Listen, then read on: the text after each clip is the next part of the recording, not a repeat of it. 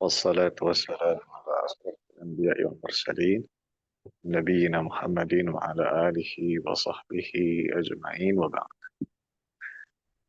Bagaimana kabarnya Ibu Bapak sekalian? Semoga semua dalam kondisi sehat walafiat.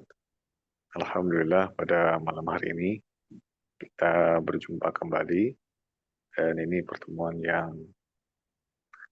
keberapa hari ini? Yang kelima ya, yang Lima. kelima dari serial pembelajaran buku An-Nahwu fi Sab'ati Ayyam. Dan di hadapan kita semua sudah tertera soal untuk murojaah. Asyarah nomor 10. Tahaddath anil i'rabi bi uslubik.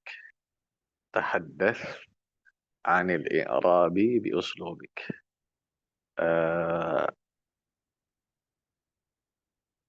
Tahaddath artinya berbicara, berbincang, obrolkan berkaitan dengan i'rab bi uslubik dengan gaya bahasa masing-masing. Jadi Ibu Bapak diminta supaya menjelaskan apa sih yang dipahami tentang i'rab. Ahad Ashar yang ke-11. Malladhi yuqabilul bina. Nah ini sebenarnya salah tulis ya. Harusnya malladhi yuqabilul i'rab. Cuma saya tulisnya al-bina bukan al-i'rab. Tapi nggak apa-apa. Artinya apa yang menjadi lawan kata dari al-bina. Kemudian yang ke-12. Isna Ashar. Hal kullul asma'i mu'rabah. Hal kullul asma'i mu'rabah. Apakah semua isim itu pasti mu'rab? Kemudian walimada, mengapa? Jadi ini 3 soal berkaitan dengan apa yang sudah kita pelajari pada pertemuan yang kemarin. Baik, sekarang seperti biasa kita buka kesempatan bagi yang mau bertanya atau berbagi faedah, silakan angkat tangan.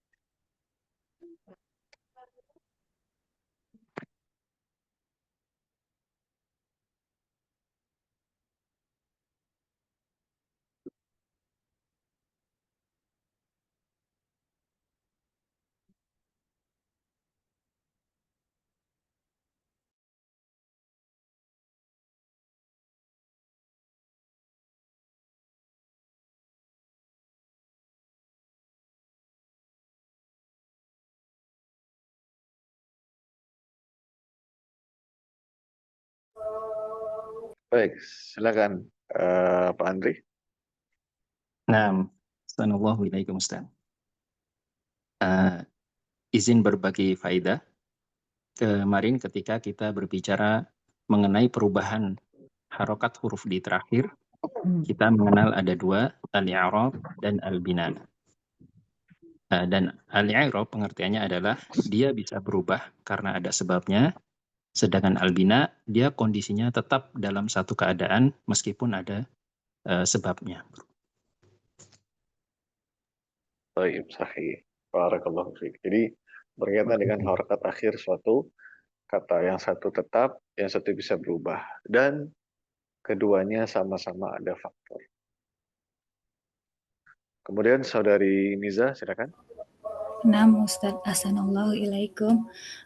Faedahnya dari nasihat Ustadz yang saya ambil catat kemarin adalah dalam mempelajari Nahwu kita hanya butuh untuk berkenalan dulu, lama-lama tahu. Jadi tidak mengapa di awal ini sedikit dipaksa.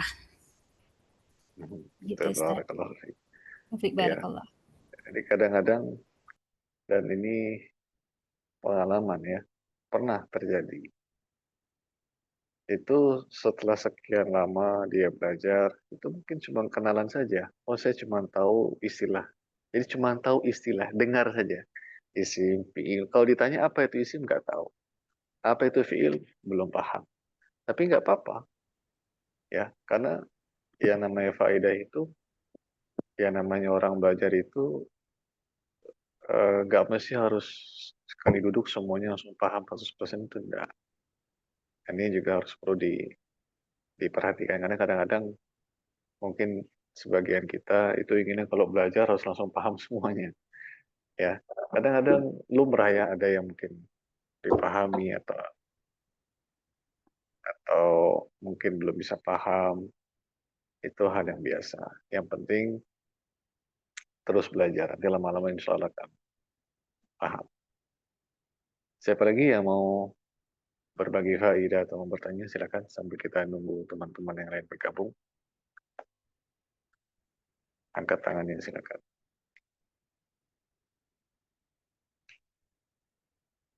Silakan, Saudari Syarifah. Ya, Ustaz, Ahsanallahu saya ingin berbagi faidah yang kemarin, kalau ilmu nahwu itu hanya fokus di harokat terakhir suatu kata, tetapi harus sudah dalam satu kalimat yang utuh. Sedangkan solve itu hanya fokus di pembentukan katanya, jadi belum menjadi kalimat. Begitu ya. Betul. Barakallahu fiik. Jadi dia sebelum jadi sebuah kalimat utuh, itu urusan nasab. Dan tidak melihat ke harokat akhir. Jadi kalau kenapa kok dibacanya Muhammadan tidak Muhammadun, itu bukan ke ilmu sharh. Ya, tapi kalau ditanya kenapa kita bacanya Muhammad, kenapa tidak kita bacanya misalkan Mahmid misalkan ya. Nah, itu baru melihat ke ilmu asal. Baik. Siapa lagi yang ingin menyampaikan hadiah kepada yang lain? Hadiah apa? Pemahaman? Silakan. Satu aja, nggak usah banyak-banyak.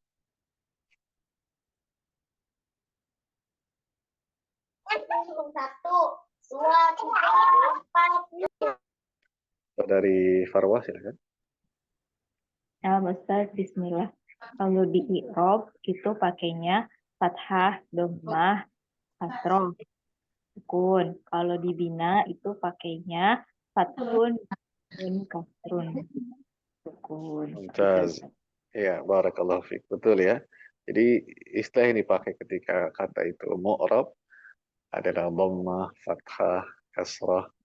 Tapi kalau istilah yang dipakai untuk mabni, fath, dhamm, kasr. Ya. Adapun sukun dia dua-duanya ada di mu'rab ada, di mabni ada. Dan ini penting ya. Sangat penting nanti kalau sudah masuk ke dunia i'rab itu nanti insya Allah akan terbiasa. Baik, siapa lagi? Yang lain?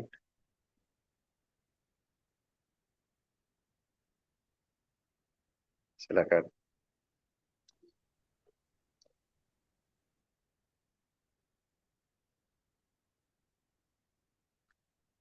Saudari Asniati, silakan.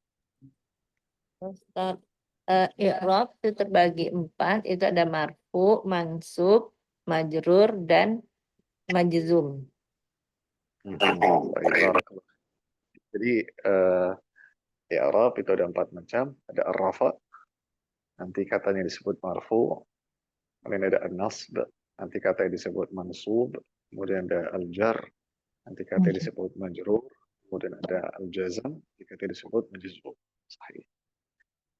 Siapa lagi? Yang lain?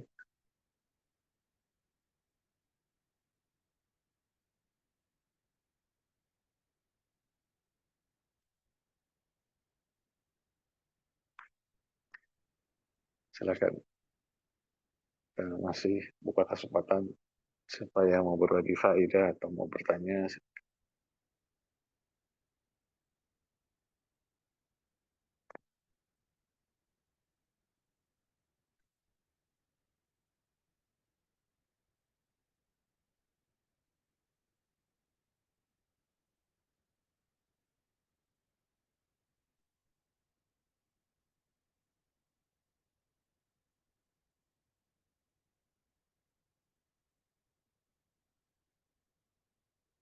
Masih ada? Terakhir? Silakan, Saudari Syarifah. Ya, saya menambahkan, kalau yang kemarin itu harf fi'il madhi dan fi'il amr itu pasti mabni. Sahih.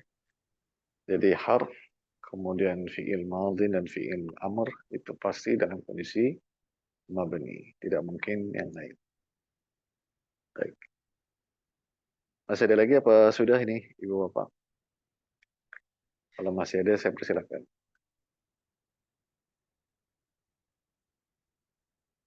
Baik. Nah, kalau sudah kita lanjut ke pembahasan ini. Al-yawmu tsani, hari yang kedua, ahwalul jumlatain. Ahwal itu kondisi-kondisi al-jumlatain. Dua kalimat. Nah, kira-kira apa maksud al-jumlatain di sini, Bu Bapak? Apa maksud dua kalimat di sini? Jumlah ismiyah dan fi'liyah. Ya, sahih. Jumlah ismiyah dan jumlah fi'liyah. Jadi ahwal itu bentuk jamak. Bentuk tunggalnya hal.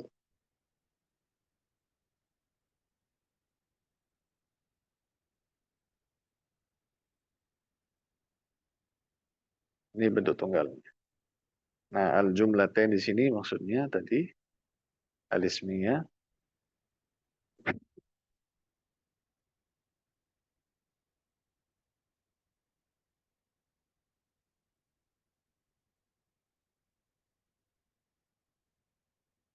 dan al-fi'liyah.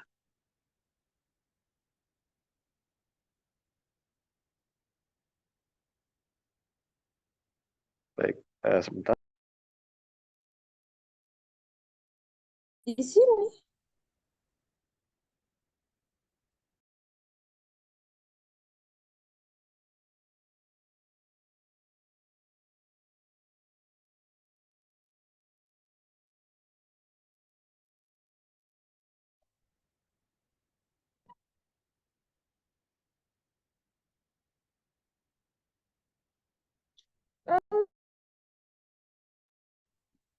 Baik.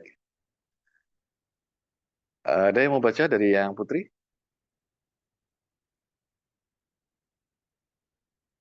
Yang mau baca angkat tangannya.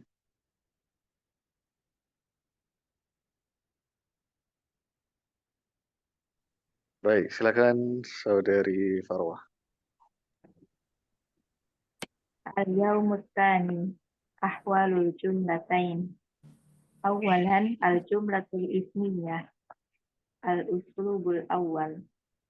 Al-uslubul awal yatakawwanu min ismaini marfu'aini.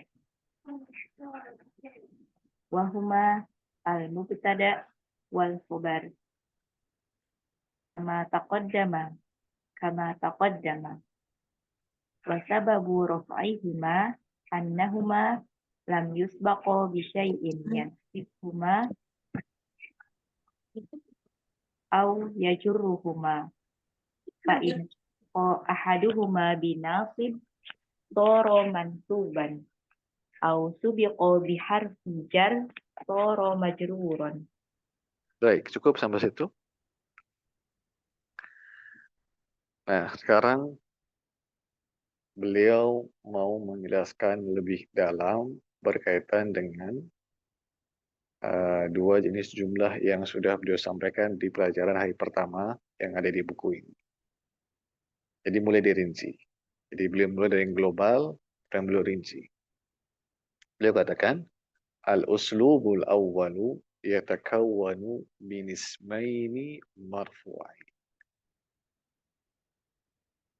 Model yang pertama atau yang dikenal dengan istilah al-jumlatul ismiyah itu tersusun, terbentuk, terdiri dari dua isim yang marfu. Dua isim yang marfu.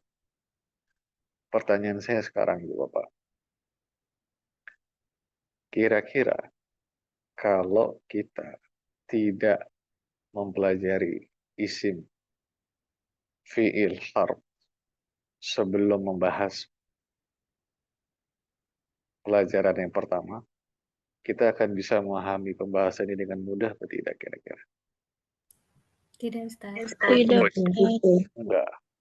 Baik, sekarang istilah marfu sudah kita bahas atau belum Ibu Bapak? Sudah kemarin Ustaz. Sudah kemarin. Ya, dan beliau nggak jelaskan di sini. Makanya kalau kita tidak kasih pendahuluan, pasti akan muncul pertanyaan, ini maksudnya apa? Ya, bisa nggak sih kita jelaskan pada saat pelajaran? Bisa, bisa saja kita kasih tahu sekarang, Ibu, Bapak, isim itu ini loh, marfu itu ini loh. Cuma khawatirnya kita nggak paham konsep secara utuh. Nah, saya inginnya Ibu Bapak dan teman-teman itu punya konsep yang bisa dijadikan pegangan. Jadi kapanpun menemukan suatu pembahasan yang sama itu ngerti. Jadi begitu dengar isim, isim itu bahasa apa ya? Oh, isim itu nanti bagian dari anwa'ul kalimah. Nanti yang masuk di pembahasan anwa'ul kalimah itu ada isim, ada fi'il, ada harf. Nah, dia udah paham nih di situ. Jadi ada lingkarannya di situ. Nanti mendengar istilah marfu, udah tahu marfu itu apa ya? Oh, dia istilah barengan dengan mansub, majrur, majzum. Yaitu masuk di pembahasan i'rab. Jadi begitu ada suatu problem, ibu bapak tahu tempat kembalinya kemana. Saya harus cari itu kemana. Mengerti. Ya, karena kadang-kadang ada yang mungkin sudah belajar jauh, begitu ada suatu problem, dia bingung, saya harus kembali kemana. Ya, saya mau cari pembahasannya kemana. Dan itu lumrah terjadi. Nah, kita nggak ingin hal itu terjadi. Ya. Jadi dikatakan di sini, mungkin masing-masing bisa melihat mic-nya ibu bapak. Begitu masuk ke Zoom, tolong langsung matikan. Ya, dilihat lagi supaya nanti suaranya nggak masuk. Dan kalau sudah selesai ikut berpartisipasi, mohon langsung ditutup kembali mic-nya supaya nggak terbuka. Dan nanti mungkin adminnya bisa ikut bantu ini ya, mematikan mic-nya supaya nanti nggak ganggu yang lain. Kembali ke sini, jumlah ismiyah dia terdiri dari dua isim, ya, ini dua isim. Ada dua isim, dan kedua isim itu marfu. Bentar saya matikan dulu.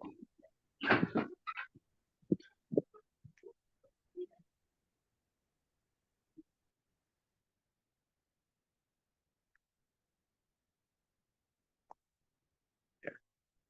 Nah, dua isim itu apa? Yang marfu tadi. Nah, ini kembalinya ke mubtada dan khabar. Ini satu. Dan ini yang kedua. Jadi kita bisa tahu kalau mubtada dan khabar itu keduanya adalah isim. Keduanya adalah isim.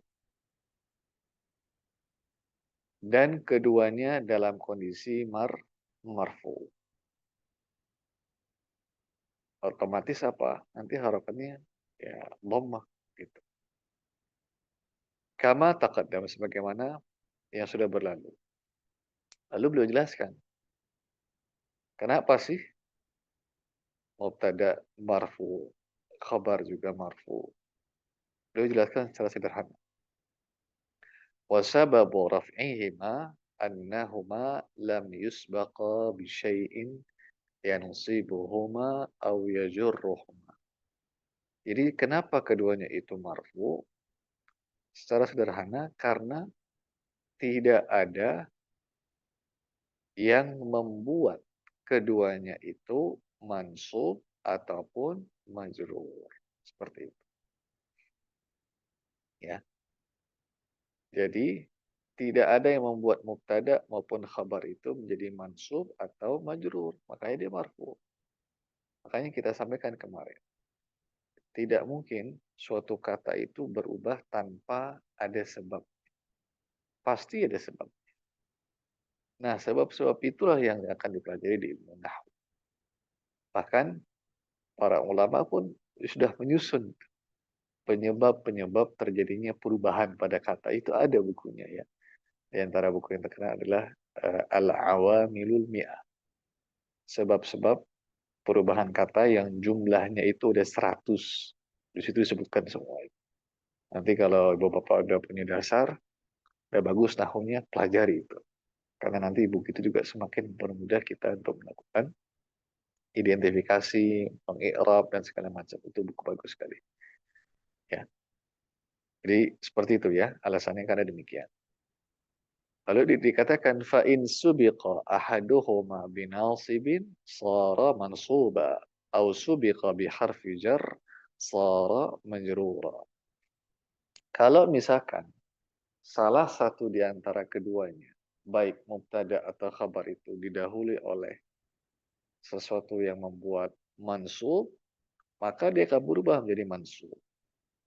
Kalau didahului oleh sesuatu yang membuat majrur, maka dia akan berubah juga menjadi majrur. Ya, dan posisi faktor yang berubah tadi itu selalu di depan. Ya, selalu di depannya. Alias sebelumnya. Jadi bukan setelahnya. Ya, harus seperti itu kondisinya. Jadi ini diterangkan ya kenapa demikian. Nah, sekarang kita baca, dilanjutkan bacanya.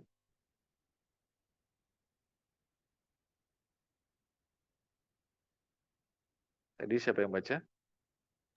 Nah, Ustaz. Wa bayanu dzalik annal asla fil ismaini rafa kama taqul Zaidun karimun.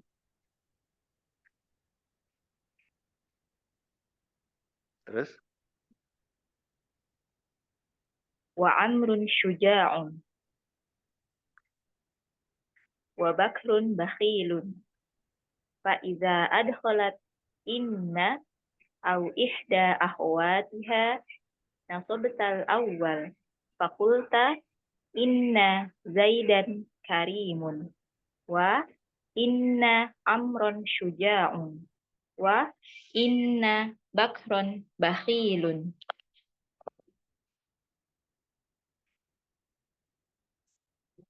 Terus lanjutkan sampai kita minta berhenti.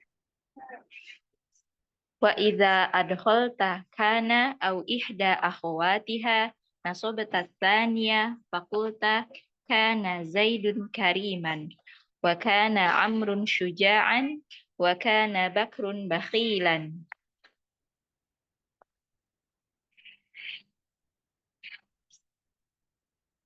Terus. Wa idza Jangan adkhalta berhenti sampai disuruh berhenti. Nah, Ustaz.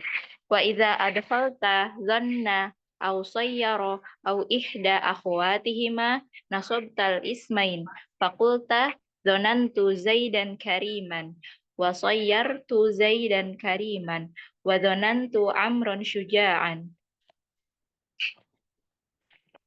wa sayyartu Amran syuja'an wa dhanantu Bakran bakhilan wa sayyartu Bakran bakhilan. Baik, cukup. Nah, sekarang kita baca penjelasan.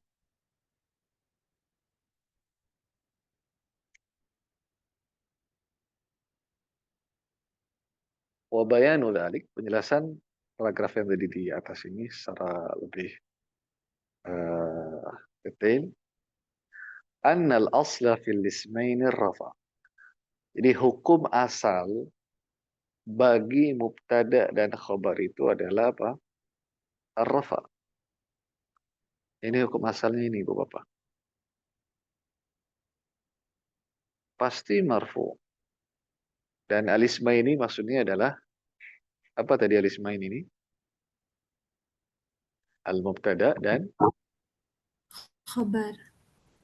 khabar. Al-mubtada wal khabar. Ini hukum asalnya seperti ini. Contohnya apa? Zaidun karim. Zaidun karim. Ini mana mubtada'nya Ibu Bapak? Zaid. Zaid. Mubtada. Khabarnya yang mana? Karim. Lihat. Ini keduanya marfu apa tidak? Marfu. Marfu. Kemudian Amrun syuja'. Amr itu orang yang pemberani. Nah, ini mana mubtada'nya? Amar. Amr. Mana khabarnya? Syuja'. Syuja'. Ini khabarnya. Sedikit faedah berkaitan dengan ilmu al-imla ya. Ini dibacanya Amr. Tapi kalau huruf wawunya nggak ada, begini, ini bacanya Umar. Ya, jadi kalau ada waw, bacanya Amr. Kalau nggak ada waw, namanya Umar.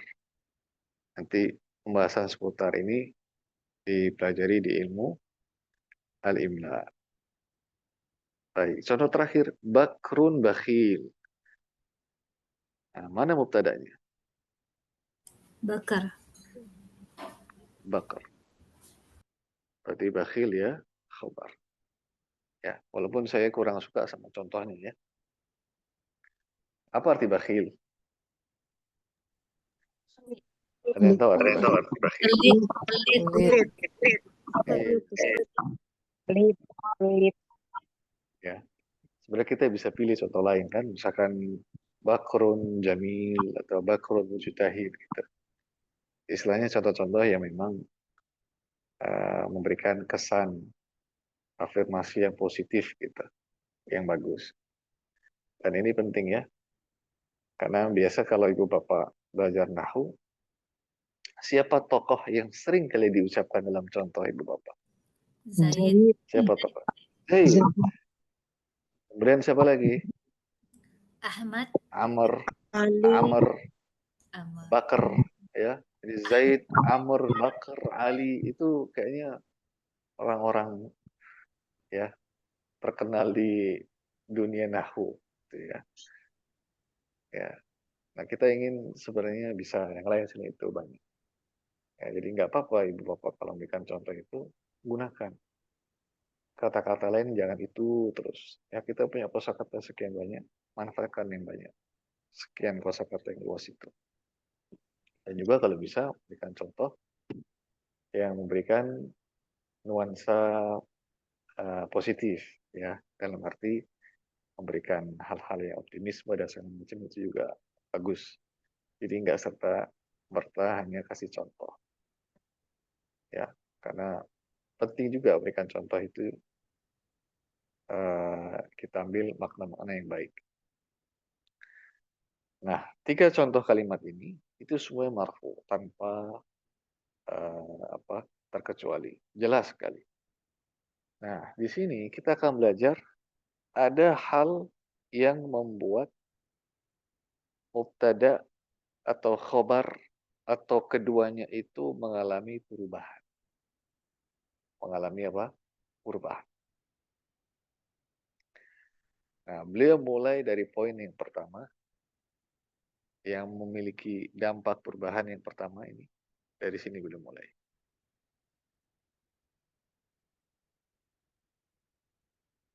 Fa'idha adkhalta, bukan adkhalat ya, adkhalta. Fa'idha adkhalta inna au ihda akhawatiha nasabta al-awwal. Nah, apabila engkau masukkan, engkau taruh di kalimat yang tadi itu inna au ihda akhawatiha atau salah satu di antara saudarinya inna, kelompoknya inna. Itu akhwat jamak dari apa? Ibu bapak. Ukti. Ukht. Jamak dari ukht. Dan bacanya akhwat. Kha-nya di fathah ya, bukan di sukun. Akhwat. Bukan akhwat. Akhwat. Jadi supaya tahu kita cara baca.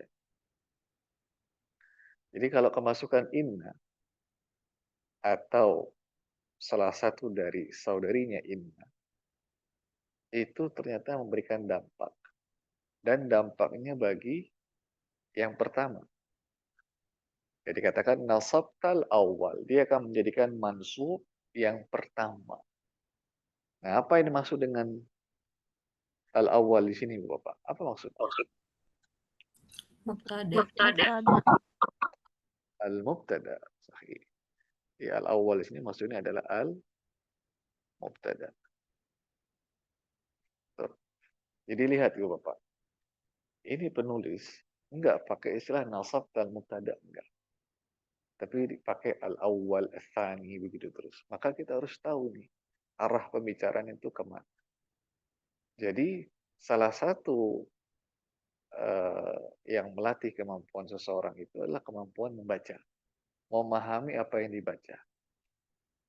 Makanya Ibu Bapak, ketika Ibu Bapak belajar bahasa Arab, langsung dengan buku berbahasa Arab itu sendiri, itu secara nggak langsung melatih kemampuan bahasa Ibu Bapak. Melatih daya serap bahasanya. Melatih rasa bahasa. Itu sesuatu yang mahal sekali. Dan itu yang membuat orang insya Allah semakin cepat dia terbiasa dengan bahasa Arab. Kenapa? Langsung menggunakan bahasa tersebut. Dan itu berlaku untuk semua bahasa asing. Makanya kita pilih buku panduannya langsung berbahasa Arab. Ya supaya apa? Ya kita belajar memahami bahasa Arab ya dengan bahasa itu sendiri. Supaya terbiasa.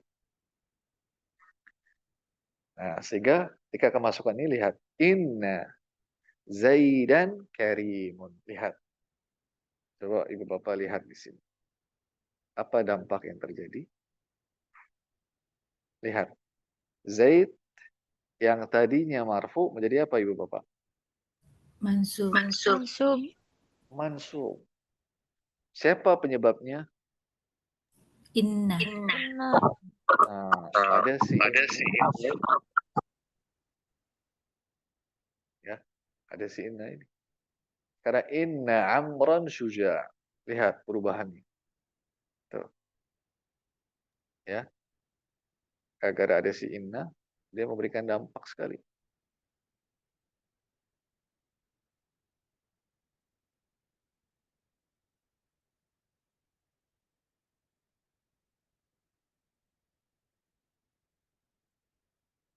Ini Amr Bakar. Tuh. Ya. Jadi ketika ada inna, dia bisa memberikan dampak. Tapi yang terakhir nggak berubah. Ya dia tetap marfu. Ya, secara sederhana seperti itu. Ini yang pertama. Yang kedua, wa idza adkhalta kana au ihda akhwatiha. Nah, ini yang kedua. Penyebab yang kedua. Kalau kemasukan kan atau saudari-saudarinya kan, teman-temannya kan. Mungkin ada pertanyaan, itu memang siapa sih teman-temannya? Itu udah banyak Ibu Bapak. Jadi inna itu punya teman-temannya, ada kelompoknya. Kana ada kelompoknya. Ya. Itu nanti kalau pas belajar nahwu yang lebih dalam memang dipelajari langsung semuanya. Karena ini kita belajar betul-betul ya, pra nahwu tanda kutip ya. Ini kelas 0, yang buat kelas 1, kelas 0 ya kita cuma ambil poin-poin penting aja supaya dapat gambaran secara utuh. Ya. Nah, ketika masukkan kana apa yang terjadi? Nasab tsani. Membuat mansub ats-tsani yang kedua. Nah, apa maksud ats-tsani di sini, Bapak? Khobar. Ya, khabar. Tuh. Fakulta, nah maka lihat di sini. Ya. Kariman, syuja'an, bakhilan. Nah, lihat di situ. Mansub, mansub, mansub. Ya, penyebabnya siapa ya? Ini kan. Dilihat. Jadi ada yang memberikan dampak pada yang pertama, yaitu mubtada. Ada yang memberikan dampak pada yang kedua, yaitu khabar. Nah, sekarang kita baca selanjutnya. Ada yang ketiga. Ini yang ketiga. Wa idza adkhalta dhanna aw sayyara au ihda akhwatihima nasabta lithmain. Kalau kita masukkan dhanna atau sayyara atau teman-teman dari keduanya itu, maka menjadikan apa? Memansubkan alismain, dua isim. Nah, maksudnya apa nih alismain di sini, Bu Bapak? Mubtada dan khobar. Ya, al-mubtada wal khabar. Al-mubtada wal khabar. Nah, sekarang yang jadi mansub ini betul-betul semuanya mansub. Nah, lihat ini contohnya. Zonantu Zaidan Karim. Ya, Kariman. Ini juga sayyartu Zaidan Kariman. Zonantu Amran Syuja'an. Amran Syuja'an. Bakran Bakhilan. Juga. Penyebabnya ini dhanna, sayyar. Dhanantu artinya saya menyangka, saya mengira. Sayyartu saya menjadikan. Ya, saya menjadikan. Jadi asal katanya itu dhanna dan sayyar. Ya, dhanantu saya menyangka, sayyartu saya menjadikan. Dan ini lihat perubahan yang terjadi.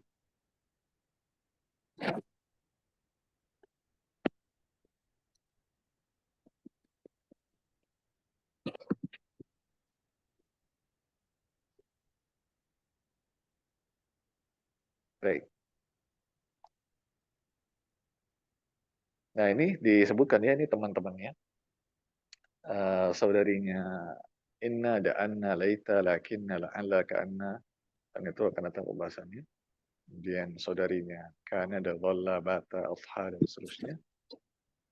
Kemudian saudarinya dhanna ada ra'a khala alima wajada hasiba dan seterusnya. Ya. Dan kita cukup tahu ya siapa ininya tanpa harus dijelaskan makna masing-masingnya supaya mempermudah. Yang penting Ibu Bapak dapat konsepnya, bahwasanya ada yang memberikan dampak pada mubtada saja, ada yang memberikan dampak pada khobar saja, ada yang memberikan dampak pada keduanya, baik mubtada ataupun khobar. Baik. Berikutnya dibaca dulu, nanti habis ini baru kita buka sesi tanya jawab. Tadi siapa yang baca? Dilanjutkan. Nah, Ustaz. Wa iza adkhalta min au fi au ghairahuma min hurufil jar ala ahadil ismain jarartahu. Fakulta Zaidun fiddari wa al khairu minallahi. Wala yadkhulu harful jarri alal mubtada illa nadiran alama sayattadihu fi ba'du insyaallah. Tanbih. Baik, cukup. Baik, lanjutkan. Tanbihnya lanjutkan. Arraf yakni anna akhirul kalimati dhammah Zaidun ar-rajulu wan nasbu yakni anna akhiraha fathah Zaidan ar-rajula wal jarru yakni anna akhiraha kasrah Zaidin ar-rajuli. Baik, barakallahu fiik. Kemudian beliau katakan lagi, kalau adminnya bantukan ini kan mic-nya ya. Wa idza adkhalta min aw fi aw ghayrahuma min hurufil jarri ala ahadil ismain jarartah. Kalau kita memasukkan min atau fi atau selain keduanya dari kelompoknya harful jar. Jadi kita punya harf namanya harful jar. Nah, di antara dampak yang dihadirkan oleh adanya harful jar ini membuat kata setelahnya itu menjadi majrur. Itulah harful jar. Nah, pertanyaannya sekarang, jawabnya boleh bareng-bareng. Harful jar itu mabni atau mu'rab? Benih. Mabni. Kenapa dia mabni? Huruf. Karena dia harf. Ya, maka dia mabni. Langsung dimatikan. Bapak. Kalau sudah jawab langsung dimatikan. Ya, karena dia harf, maka dia mabni. Baik. Sekarang kata yang terletak setelah harful jar. Itu bisa kita pastikan jenisnya apa tidak, Ibu Bapak? Bisa, Ustaz. Bisa. Apa jenisnya? Kasroh. Enggak, bukan. Siapa yang tahu? Isim. Sahih. Ya, dia isim. Jadi kata yang telah setelah harful jar langsung bisa dipastikan jenis katanya apa, yaitu apa? Isim. Ya, isim. Baik. Nah, sehingga dikatakan Zaidun fid dari. Nah, kata ad-dari itu asalnya ad-daru. Tapi ketika kemasukan fi, maka berubah menjadi ad-dari. Sama, Allah juga sama. Asalnya Allahu, ketika kemasukan min menjadi Allah di sini ya. Jadi yang memberikan dampak itu adalah harful jar ini. Fi, kemudian min. Nah, lalu dikatakan di sini wala yadkhulu harful jarri 'ala al-mubtada'i illa nadira. Jadi harful jar itu tidak mungkin bisa masuk ke mubtada. Artinya tidak mungkin memberikan dampak bagi si mubtada kecuali nadiran, jarang sekali. Dan itu pembahasannya bukan untuk pemula. Ya, jarangnya ini pun pembahasannya bukan untuk pemula. Jadi kita cukup tahu aja secara umum. Jadi kita akan menemukan kondisi secara asal itu harful jar tidak bisa mendahului mubtada. Kalaupun bisa hanya di kasus tertentu saja. Nah, kemudian ada tanbih, beliau kasih keterangan. Ada yang harus diperhatikan, tanbih. Walaupun sudah kita bahas kemarin. Ar-raf'u ya'ni anna akhir al-kalimati dhamma.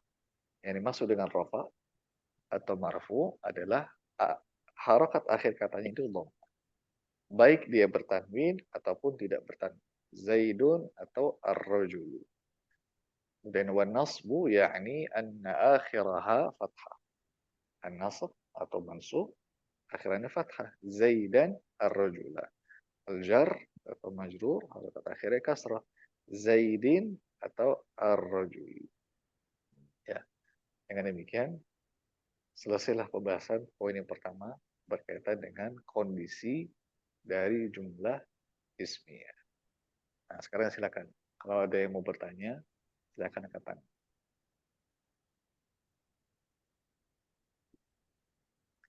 Silakan Saudari Biza. Ustaz izin bertanya, untuk penulisan Ammar dan Umar tadi Ustaz, kalau Umar bagaimana penulisannya ketika mansub dan majrur Ustaz? Membedakannya dengan Ya sama. karena Kalau kalau Umar sama, nggak berubah dia. Begini terus.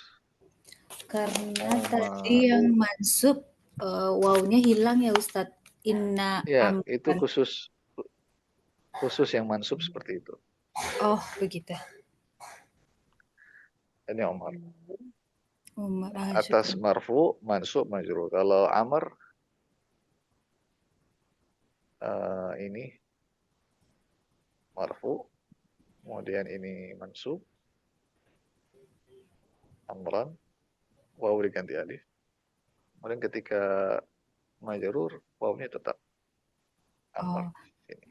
Oh, berarti tidak ada alif Itu ketika umara ya Ustaz. Baik. Enggak, alif hanya untuk nasab. Itu kriteria khusus untuk yang tanwin fathah. Atau yang tanwin dengan fathah. Baik Ustaz, jazakallahu khairan. Amin. Ada lagi yang mau bertanya? Silakan kalau ada mau. Terus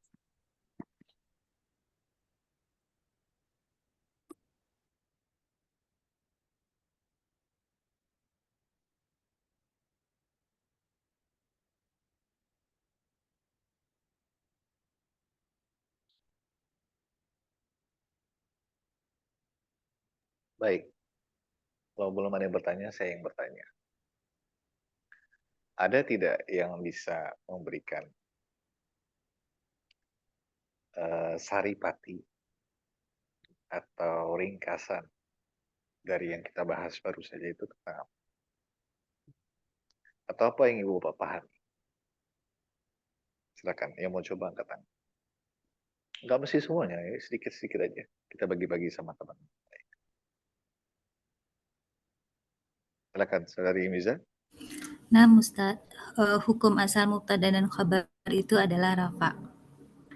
Mumtaz, barakallahu fiik. Jadi hukum Taufik asal, barakallah. mubtada dan khabar itu rafa'at alias marfu. Selesai. Saudari Farwah. Nah, Ustaz, isim itu aslinya harokatnya marfu. Kalau tidak ada yang menyebabkan dia mansub atau majrur. Sahih. Jadi hukum asal isim itu yang mu'rab ya, dia marfu. Kalau tidak ada yang membuat mansub ataupun majrur. Sahih. Baik. Ada lagi yang lain?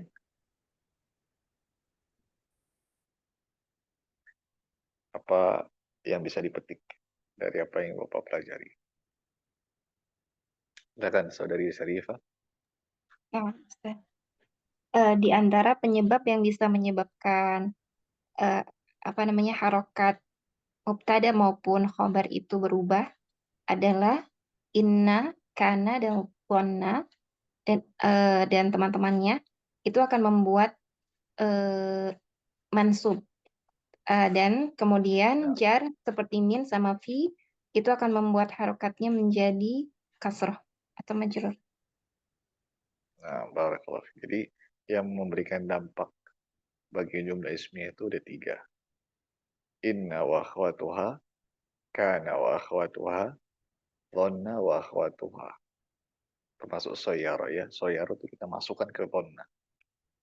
Ya. Jadi secara asal itu soyaro itu sebenarnya secara umum itu bagian dari pembahasan dhanna. Tapi sengaja penulis dipisahkan karena memang secara makna dia berbeda. Ya. Ada lagi yang lain?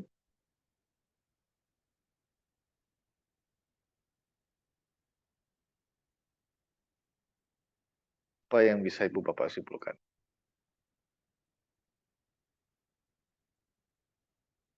Silakan Pak Andri. Nah, Ustaz, sesuatu yang menyebabkan apakah dia mansub ataupun majrur dalam mubtada khobar, dia posisinya selalu di depan, tidak mungkin di belakang.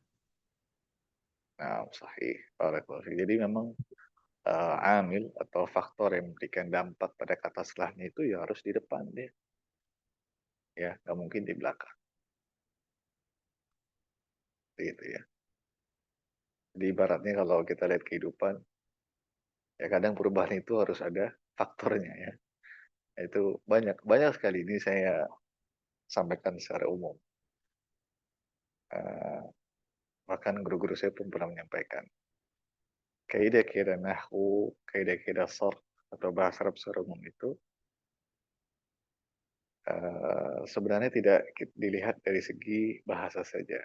Tapi kadang-kadang ada yang sifatnya itu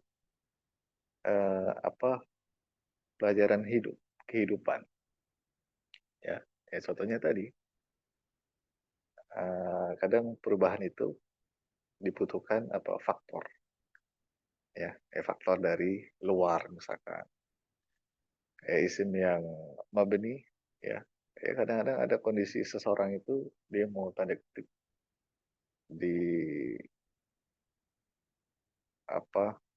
dibuat kondisi apapun dia tetap kekeh dengan apa yang dipegang seperti itu. Jadi banyak sisi-sisi humanis, sisi-sisi pelajaran yang bisa diambil secara nggak langsung sebenarnya dari kaidah-kaidah nahwu ataupun sharh.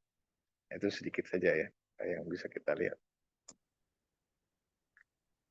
Ada lagi yang lain yang mau berbagi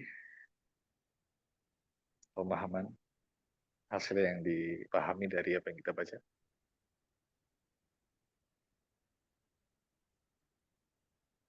Baik, kalau sudah, sebelum saya lanjut, saya mau tanya khususnya yang sudah pernah belajar nahwu sebelum. Ini soal ditujukan itu yang pernah belajar. Ketika ibu bapak belajar nahwu, nanti yang mau jawab angkat tangan ya. Ketika ibu bapak sudah pernah mempelajari nahwu, itu kira-kira yang dipelajari pertama kali kana wa akhwatuha atau inna wa akhwatuha. Nah, yang mau jawab angkat tangan. Ya, silakan yang mau jawab angkat tangan, nanti kita lihat dulu, nanti kita persilakan satu persatu menyampaikan. Ketika ibu bapak belajar nahwu, ya, itu biasanya yang dipelajari itu kana wa akhwatuha ataukah inna wa akhwatuha pertama kali. Baik, ini sudah ada 3 orang, kita silakan satu persatu ya. Silakan saudari Farwah. Kana wa akhwatuha duluan Ustaz. Baik, barakallahu fiik. Kemudian Bapak Arif. Ustaz. Kana wa akhwatuha Ustaz. Kana wa akhwatuha, barakallahu fiik. Kemudian saudari Syarifah. Anak kalau nggak salah Inna Ustaz. Inna. Baik, barakallahu fiik. Nah, secara umum itu biasanya memang yang dipelajari duluan adalah kana wa akhwatuha. Kana wa akhwatuha. Ini bukan inna. Kalau kita buka buku-buku misalkan seperti Al-Ajurrumiyah atau Mutammimatul Ajurrumiyah atau Qatrun Nada misalkan, dan yang jenisnya yang selevel, yang setara, itu sebagian besar setahu saya dia membahas kana terlebih dahulu. Setelah itu baru inna. Nah, pertanyaannya sekarang, kira-kira ada nggak di antara ibu bapak atau teman-teman yang tahu atau mungkin melihat sudut pandang lain? Kenapa ya penulis itu kok mendahulukan inna ketimbang kana? Padahal kan yang urutan yang mainstreamnya, urutan yang biasanya itu kana dulu dibicarakan, baru si inna. Tapi kenapa ini inna didahulukan, lalu yang harusnya pertama kali malah dikeduakan? Itu kira-kira ada alasannya nggak? Nah, kalau ada yang mencoba jawab, angkat tangan. Gak ada yang salah ya, silakan coba aja. Siapa tahu pas. Kenapa mendahulukan inna? Kok tidak kana sebagaimana yang lumrahnya? Dan ini patut dijadikan kita perhatian. Ya, jadi ketika kita baca suatu buku, itu dalam tanda kutip, kadang-kadang harus tidak selalu tanda kutip nurut dengan apa yang di buku ya. Kita juga harus juga kritis dengan apa yang di buku, dan tidak semua apa yang ada di buku itu juga benar istilahnya. Jadi kita harus berpikir, jadi pembaca yang kritis. Oh ini kayaknya nggak pas nih, oh ini keliru segala macam. Nah, itu perlu kita biasakan. Ada yang mencoba jawab? Saudari Miza, silakan. Mungkin supaya langsung terlihat dampaknya setelah dipakai inna pada mubtada yang Baik. awal Ustaz. Baik, barakallahu fiik. Pak Arif? Mungkin banyak yang di kitab-kitab para ulama itu kebanyakan yang muncul itu inna Ustaz. Lebih banyak inna maksudnya sering keluar dari kata-katanya Ustaz. Baik, barakallahu fiik. Saudari Farwah? Itu Ustaz, saudarinya Ina itu lebih dikit dari saudarinya Kana. Jadi biar gampang dihafal Ina duluan. Masya Allah, barakallahu fiik. Saudari Syarifah? Nah, kalau menurut Ana, Inna itu, ini kalau saya selama belajar itu inna lebih nyantol di saya karena sering muncul di Al-Quran, misalnya innallaha sari'ul hisab dan sebagainya. Dan kemudian yang kedua alasannya setelah inna, mubtada'nya dulu yang berubah harokatnya. Ya, barakallah. Itu Masya Allah. Jadi jawabannya Ibu Bapak itu benar ya. Jadi ada sisi pendidikan di sini. Dan kita melihat itu. Makanya suatu buku itu Ibu Bapak, kalau kita melihatnya dari banyak sisi, itu banyak yang bisa kita petik. Tidak hanya dari sisi ilmiah saja, tapi juga mungkin ada dari sisi pendidikannya, tarbiyahnya. Jadi di antara alasan ya yang bisa kita lihat, meskipun nggak langsung beliau sampaikan, kenapa beliau mendahulukan inna ketimbang kana? Karena yang terlihat betul dampaknya itu adalah inna. Karena inna itu langsung memberikan efek pada mubtada. Yang mana mubtada itu terletak yang paling pertama dari susunan jumlah ismiyah. Jadi langsung lihat ini loh. Gitu. Kan lebih enak kita belajar melihat dampak yang pertama duluan, disebutkan duluan. Yang kedua baru dampak yang kedua. Ketimbang dibalik. Gitu. Ya, bagi sebagian pembelajar, khususnya pemula, yang begini sangat membantu Ibu Bapak untuk meminimalisir salah paham. Karena sering kali kadang-kadang ketukar antara inna sama kana itu ketukar. Aduh ini yang mana nih yang duluan ini? Kana apa inna? Itu sering. Kadang-kadang suka jadi momok gitu. Tapi kalau didahulukan begini jadi tahu, oh inna itu begini ya. Dia langsung setelahnya. Kalau kana yang kedua alias khabar. Itu salah satu sudut pandang. Sudut pandang lainnya ya karena saudarinya inna lebih sedikit, lebih simpel. Jadi kita mendahulukan sesuatu yang sedikit, baru yang banyak. Jadi ambil yang sedikit yang lebih gampang untuk dipegang, ketimbang ambil yang banyak. Itu sisi-sisi yang bisa kita lihat alasannya. Jadi kalau nanti Ibu Bapak menemukan sesuatu yang beda dalam suatu buku itu, nah, coba dilihat sudut pandangnya dari mana, kenapa demikian. Jadi tidak serta-merta, wah ini mohon maaf, bukunya keliru. Bukunya nggak bagus ini. Ya, cobalah kita lihat sudut-sudut pandang positif. Ya, jadi berpikiran positif kepada penulis atau penyaji itu supaya kita bisa tahu ini apa ya kira-kira yang mau disampaikan, pesan apa yang ingin diutarakan, gitu ya. Baik, sekarang kita lanjut ya, kita habiskan ini, tinggal dikit lagi. Thaniyan al-jumlatul fi'liyah al-uslub ats-tsani. Ada yang mau baca dari yang Putra?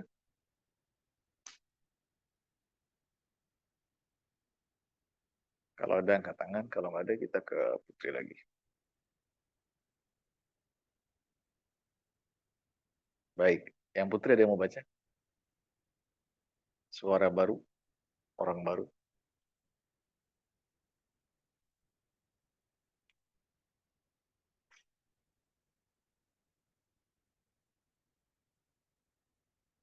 Silakan Pak Andri. نعم أستاذ. ثانيا الجملة الفعلية الأسلوب الثاني. تلحظ أن الجملة الفعلية تبدأ بفعل يدل على الزمان الماضي كما في قولنا قام زيد ويسمى هذا الفعل الماضيا وقد تبدأ الجملة بفعل يدل على الزمان الحاضر أو المستقبل كما تقول يقوم زيد أي أنه يفعل القيام في الوقت الذي نقول فيه هذا الكلام وإذا صاحب ذلك كلمة تدل على المستقبل كان دلا على الاستقبال كما تقول يقوم زيد غدا ويسمى هذا الفعل الدال على الحضور أو الاستقبال مضارعا وقد تبدأ الجملة بفعل يدل على الأمر كما تقول قم واذهب ويسمى هذا الفعل الدال على الأمر فعل الأمر. Baik, barakallahu fiik. Kita baca dulu sini. Sebenarnya sudah kita bahas kemarin di awal-awal pendahuluan, ini hanya melengkapi dan menguatkan pemahaman kita. Kondisi yang terjadi pada jumlah fi'liyah. Talhadhu anna al-jumlah al-fi'liyah tabda'u bifi'lin. Ini poin pertama. Yang namanya jumlah fi'liyah pasti diawali oleh fi'il. Ini konsep dasar. Ini pemahaman A1. Lalu lanjut ke A2, yadullu 'ala zamanil madhi, yang kadang-kadang menunjukkan waktu lampau sudah dilakukan. Seperti contohnya qama Zaid. Zaid sudah berdiri. Wa yusamma hadzal fi'lu madhiya. Nah, fi'il yang demikian yang menunjukkan waktu lampau itu dikenal dengan istilah al-fi'lul madhi. Ini poin pertama.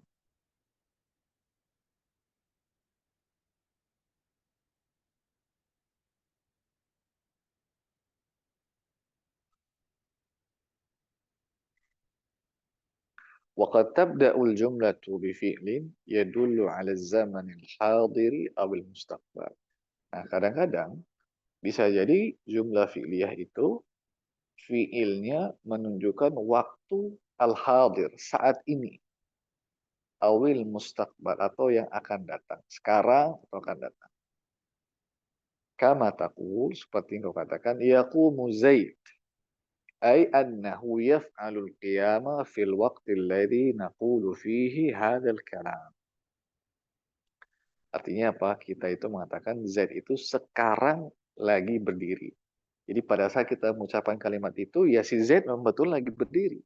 Bukan sudah berdiri, tapi lagi berdiri. Ya. Wa idza sahaba dzalika kalimatun tadullu 'ala al-mustaqbal kana dalan 'ala al-istiqbal. Ya. Tapi kalau misalkan nanti kata atau kalau misalkan nanti kalimat yaqumu Zaid itu ditambahkan suatu kata yang mana kata tambahan itu menunjukkan periode atau masa atau waktu yang akan datang, maka otomatis waktu yang terkandung di fi'il mudhari tersebut menunjukkan masa yang akan datang. Sebagai contoh, yaqumu Zaidun ghadan. Zaid akan berdiri besok. Ya, mungkin nggak kita artikan Zaid sedang berdiri, nggak bisa. Karena di situ ada kata-kata ghadan. Ghadan itu besok. Berarti akan, nggak mungkin sekarang. Ya, jadi itulah peranan pentingnya. Tapi kalau misalkan ghadan itu nggak ada, dihilangkan, hanya yaqumu Zaid, maka bisa dua kemungkinan. Dia lagi berdiri atau sedang berdiri. Tapi begitu dikasih ghadan, langsung mengerucut dia. Cuma satu pilihan, itu akan, karena ada kata ghadan. Wa yusamma hadzal fi'lu dallu 'ala al-huduri aw al-istiqbali mudhari'a. Dan fi'il yang menunjukkan waktu saat ini atau akan datang dinamakan fi'il mudhari. Kemudian terakhir, wa qad tabda'ul jumlatu bi fi'lin yadullu 'ala al-amr. Dan kadang-kadang jumlah fi'liyah itu diawali oleh fi'il yang menunjukkan makna perintah. Al-amr, perintah. Dan tentu saja fi'il amr itu menunjukkan waktu yang akan datang. Dia itu akan dikerjakan ketika ada perintah. Artinya baru dilakukan setelah perintah itu disampaikan. Contohnya apa? Qum, itu bukan qom ya, qum. Qum, berdirilah. Ya, setelah ada perintah baru dikerjakan. Idhab, pergilah. Setelah ada perintah baru dikerjakan. Wa yusamma hadzal fi'lu dalu 'ala al-amri fi'il al-amr. Nah, fi'il yang menunjukkan makna perintah itu dikenal dengan sebutan fi'lul amr. Dan dari segi waktu, dia itu waktunya akan datang. Karena dikerjakan setelah selesai adanya pembicaraan. Baik. Silakan dibaca ini terakhir sebagai penutup. Nah, khatimah. Al-fi'lu imma madhin. Kaqawlik qama wa imma mudhari' kaqawlik yaqumu, wa imma amr kaqawlik qum. فالماضي دائما مفتوح أي أن آخر حرف فيه ملازم للفتح. تقول قام وذهب وقرأ. والأمر مسكن أي أنه مبني على السكون. تقول قم واذهب واقرأ. والمضارع غالبا مرفوع إلا إن سبق بحرف ينصب مثل أن ولن أو بحرف يجزم مثل إن ولم. ونسب يكون بالفتحة والجزم يكون بالسكون. تقول عند الرفع يذهب زيد، وعند النصب لن يذهب عمرو، وعند الجزم لم يذهب بكر. Baik, barakallahu fiik. Khatimah penutupnya, dan ini penting ya. Jadi dua pelajaran pertama, al-yaumul awwal dan al-yaumul tsani, itu inti sari dari pelajaran nahwu secara umum. Nanti setelah pelajaran ini Ibu Bapak itu sifatnya pelengkap aja. Jadi kalau Ibu Bapak hanya paham dua pelajaran ini saja, itu sudah dapat bagian yang sangat amat besar porsinya. Karena setelah ini sifatnya tambahan. Tapi intinya di sini. Lihat, beliau katakan al-fi'lu imma madin kaqaulika qama wa imma mudhari'un kaqaulika yaqumu wa imma amr kaqaulika qum. Lihat bahasanya ya. Nah, lihat imma diulang. Ya, kalau yang bahasa sekarang langsung al-fi'lu thalatha. Madin wa mudhari wa amr. Madin contoh ini contohnya gitu. Jadi ketika kita belajar buku juga Ibu Bapak, kita belajar gaya bahasa penulis. Oh ternyata saya mau mengatakan fi'il itu ada 3, itu saya bisa gunakan berbagai macam cara. Bisa. Ini misalkan al-kalimatu imma ismun wa imma fi'lun wa imma harf. Ya. Bisa juga langsung al-kalimatu thalatha. Isim wa fi'lun wa harf. Ya. Itu contoh bagaimana kalau kita belajar menggunakan bahasa Arab langsung, bukunya itu memberikan kita banyak sekali gaya atau model atau pola-pola yang bisa kita tiru. Jadi ini bukan sekedar kita tahu dari segi apa paham pelajarannya saja, Bapak, tapi juga kita belajar, oh ternyata begini ya cara mengungkapkan. Ya, sampai seperti itu. Jadi 3, ini sudah kita bahas kemarin. Lalu beliau katakan, fal madhi daiman maftuh. Kalau fi'il madhi itu kebanyakan atau senantiasa, maaf ya, harakat akhirnya itu pasti fathah. Pasti fathah. Maftuh di sini artinya fathah, bukan terbuka ya. Jadi beda artinya di sini. Jadi tidak semua kata maftuh itu artinya terbuka. Al-babu maftuh, itu baru pintu terbuka. Ya, makanya kita nggak bisa katakan. Misalkan Ibu Bapak belajar nih mufradat, maftuh, lalu kasih maftuh (2) terbuka. Lalu ketemu pas lagi baca nahwu, ketemu ini fal madhi daiman maftuh. Lalu kita artikan fi'il madhi itu selalu terbuka. Kira-kira pas nggak maknanya Ibu? Tidak. Betul nggak? Tidak. Ya, makanya di antara konsep belajar mufradat yang paling baik dan insya Allah yang paling disarankan oleh para pakar bahasa tentunya, itu ibu bapak taruh mufrad tersebut dalam kalimat utuh, kalimat sempurna. Al-babu maftuh, pintu itu terbuka. Oh baru tahu, oh ternyata maftuh itu terbuka karena model polanya begini kalimat. Tahu. Kalau di sini udah beda makna. Jadi kita memahami konteks, kita memahami makna kata itu dari mana konteks kalimat.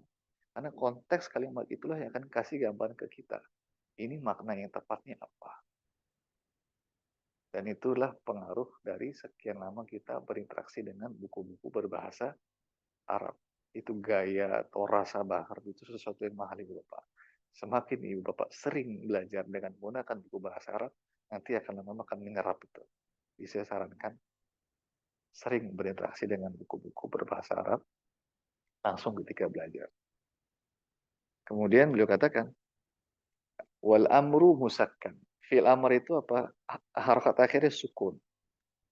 Ya, karena apa? Mabani ala sukun. Ini kebanyakan ya. Contohnya qum, idhab, iqra. Itu harokat akhirnya sukun. Ini yang paling banyak memang demikian. Lalu beliau jelaskan mudhari.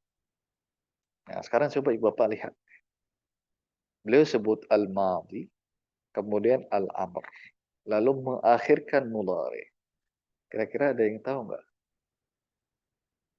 Sisi apa yang ingin beliau tekankan di situ Ibu? Yang mau jawab angkat tangan. Silakan Pak Andri. Beliau mendahulukan yang mabni dulu, Ustaz, daripada yang Iya, mu'rab.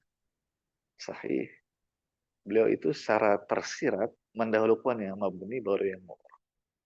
Dan itu tidak beliau sampaikan lagi. Dan beliau belum membahas itu. Nah, kita bisa tahu itu apa? Karena sudah kita kasih pengantar kemarin. Jadi tahu, oh ternyata fi'il itu madin, amr, mabni. Mudhari itu baru asal yang mu'rab, sebagiannya ada yang mabni. Itu beliau sampai ke sana. Ya, sampai seperti itu beliau perhatikan. Ya, lalu beliau tutup dengan mudhari ghaliban marfu. Secara hukum asal kebanyakan marfu. Itu hukum asal begitu. Illa in subiqa biharfin yansib. Kecuali kalau dia didahului oleh harf yang menjadikan mansub. Jadi nanti yang menjadikan fi'il mudhari itu mansub adalah harfu nasbin, huruf nanti. Ya, harf nanti. Begitu pula kalau nanti ada yang mendahului fi'il mudhari itu harfu jazm, maka fi'il mudhari jadi majzum. Jadi begitu mudah kalau ibu bapak ngelihat fi'il mudhari. Lihat aja. Nih depannya ada harfu nasab nggak?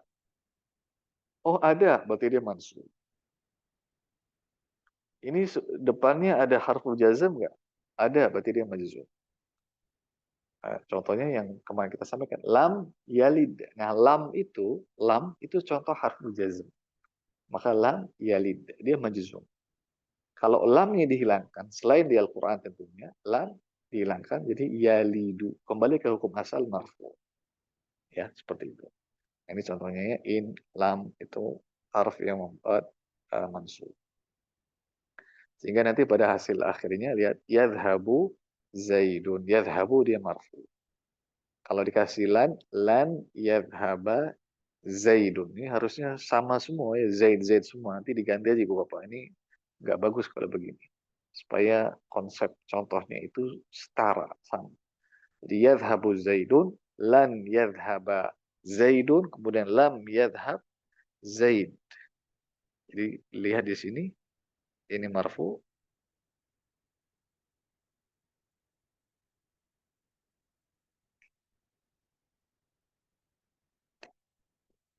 Kemudian ini mansub, dan ini majzum. Ya. Dengan demikian selesailah pembahasan kita berkaitan dengan kondisi-kondisi jumlah, baik itu ismiyah ataupun fi'liyah. Baik, sampai di sini ada yang ingin tanyakan Ibu Bapak? Silakan kalau ada angkat tangannya.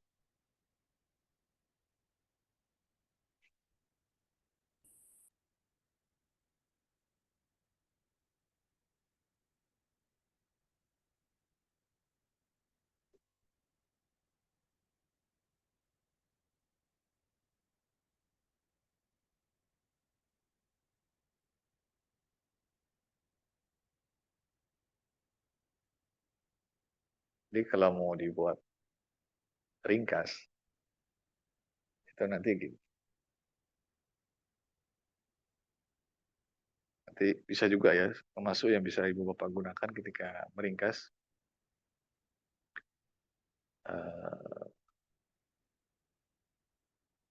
Di pembahasan misalkan fi'il mudhari.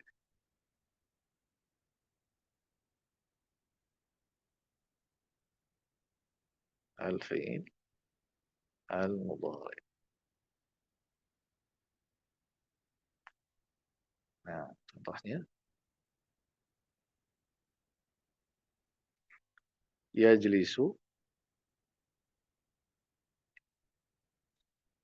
yajlisu Zaidun misalkan, biar sama.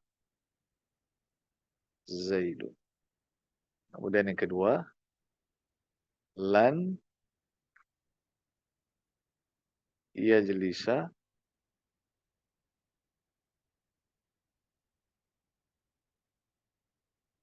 Zaidun. Dan yang ketiga, lam yajlis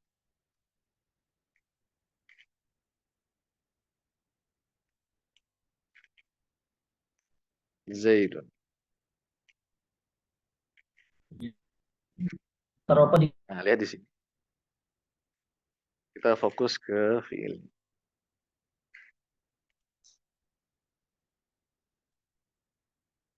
Ya, nomor satu, itu fi'il mudhari dalam kondisi apa Ibu Bapak? Marfu, mansub, atau majrur ya?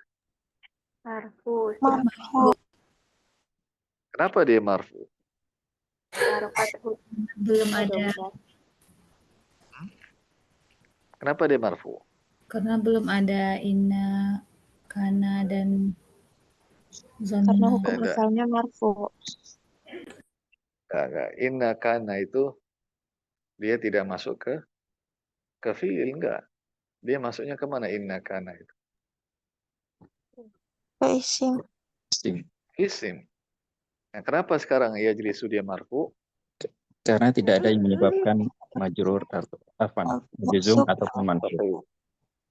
Iya, itu jawabannya. Karena tidak didahului yang menjadikan mansub atau majzum. Itu alasannya. Ya, sehingga kembali ke hukum asal. Nah, sekarang yang kedua, lan yajlisa Zaidun. Yajlisa di sini dalam kondisi apa dia?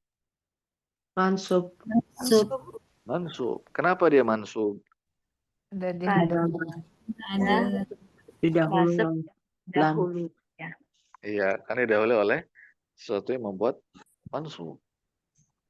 Ya, yaitu lan. Terus sekarang lam yajlis, dia tidak duduk. Zaid tidak duduk. Nah, ini kondisinya apa ini? majzum. Majzum. Karena didahului oleh lam. Jadi secara sederhana seperti ini. Konsep untuk fi'il mudhari. Ketika dia nggak ada yang membuat mansub atau majzum, kembali ke hukum asal dia marfu. Ya, ini khusus untuk fi'il mudhari. Nanti kalau fi'il tadi misalkan fi'il al-madhi sini. Al-fi'lul madhi dikatakan apa?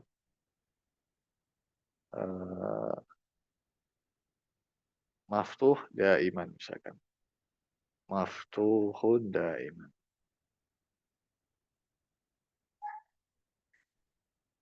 Maftuh daiman. Nah, contohnya misalkan tadi jalasa.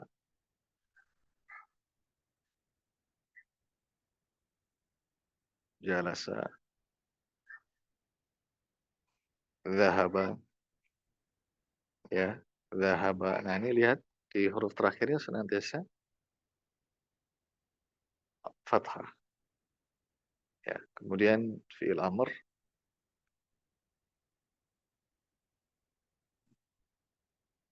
Fi'il amr. Apa kondisinya? Musakkan. Musakkan. Bagian terakhir ya, musakkan itu sukun. Musakkan. Contohnya misalkan ijlis.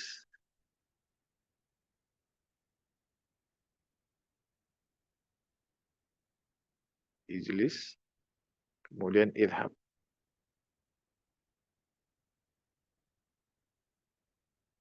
Nah, ini sukun. Ya, jadi ini macam-macam fi'il. Kita tulis judulnya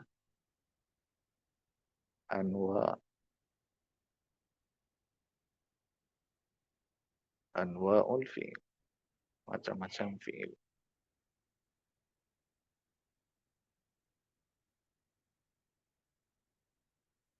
Terbagi menjadi 3. 1, 2, 3. Nah, ini supaya lebih ringkas saja. Nanti silakan Bapak kembangkan sendiri. Nah, saya kasih saran juga. Kalau Ibu Bapak mau berlatih setiap apa yang sudah dipelajari di buat ringkasan mandiri, itu juga akan semakin memahamkan apa yang Bapak pelajari. Dan bebas, setiap orang macam-macam. Ada yang suka model tulisan, ada yang suka nulisnya pakai gambar. Bahkan ada, saya punya, ada karena dia memang biasa ya, dia tulis pakai warna-warni, dia tulis pakai gambar apapun. Pokoknya intinya apapun yang bisa semakin membuat ibu bapak itu paham pelajaran, lakukan. Ya, macam-macam. Dan satu lagi, saya tambahkan lagi. Coba berlatih membuat pertanyaan. Berlatih apa? Membuat pertanyaan. Karena namanya as-su'alu miftahul ilm. Pertanyaan itu salah satu kunci dari ilmu. Jadi Bapak tanya nih, misalkan apa? Apa pengertian isim? Oh, pengertiannya ini. Oh, ini pengertiannya ini. Makanya ada konsep belajar dengan model tanya jawab. Itu kalau kita lihat pas zaman-zaman kita kecil gitu, apa dulu masih zamannya Eptanas atau UAS zaman dulu, UN dan segala macam, itu kan suka ada buku-buku bank soal tuh. Ada soal jawab, soal jawab, soal jawab. Itu juga salah satu metode belajar yang bisa kita terapkan. Dan buku-buku sekarang kekini itu sudah banyak juga yang menerapkan hal tersebut. Al-Jurumiyah diterangkan dalam mulai tanya jawab dan segala macam. Jadi intinya banyak cara yang bisa ibu bapak lakukan untuk mengembangkan kemampuan ibu bapak.